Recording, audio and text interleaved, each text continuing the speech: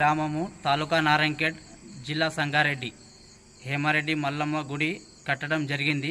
కంక్టిలో 7 రోజులు అఖండ హరినామ సప్త చాలుంది. 4వ తారీఖు నుంచి 11వ తారీఖు వరకు 7 కీర్తనాలు చాలుంది. అదేవిధంగా 10వ తారీఖు హేమారెడ్డి మల్లమ్మ స్థాపన జరగబడింది. మళ్ళీ ఇంకేమంటే శిక్రం కూడా అదే రోజు జరగబడింది. అఖండ హరినామ సప్తకు ప్రతి ఒక్కరూ హాజరు కావాలని కోరుకుంటున్నాం.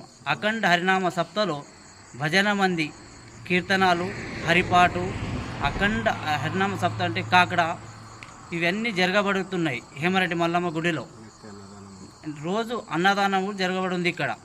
అదేవిధంగా ప్రతి గ్రామాలు పక్కకున్న గ్రామస్తులు కూడా ఇంతకుముందు మాకు మద్దతు చేశారు. అదేవిధంగా ఏమనుకుంటామంటే మేము కంక్టి గ్రామంలో ఇటువంటి పెద్ద పని మంచిగా జరగబడుతుంది. ఇది మాకు ఒక ధన్యవాదం జరిగినట్టు అవుతుంది. అదేవిధంగా మేము ఎక్కడైనా కూడా ఉండి కూడా ఇక్కడ వచ్చి జరగడం జరుగుతుంది. ఆడబిడ్డలకు కూడా ఇక్కడ మేము చెప్పడం జరిగింది. వాళ్ళు 10వ తారీఖు ఇక్కడ కంపల్సరీ ఉండాలని కోరుకుంటున్నాము. ఉంటారు కూడా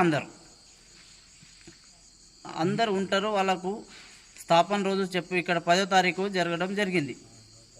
గ్రామము తాలూకా నారాయణఖేడ్ జిల్లా సంగారెడ్డి హేమారెడ్డి మల్లమ్మ గుడి కట్టడం జరిగింది. కంక్టిలో 7 రోజులు అఖండ హరినామ సప్త చాలుంది. 4వ తారీఖు నుంచి 11వ తారీఖు వరకు 7 కీర్తనాలు చాలుంది. అదేవిధంగా 10వ తారీఖు హేమారెడ్డి మల్లమ్మ స్థాపన జరగబడింది. మళ్ళీ ఇంకేమంటే శిక్రం కూడా అదే రోజు జరగబడింది. అఖండ హరినామ సప్తకు ప్రతి ఒక్కరూ హాజరు కావాలని కోరుకుంటున్నాం. అఖండ హరినామ సప్తలో భజన మంది, కీర్తనాలు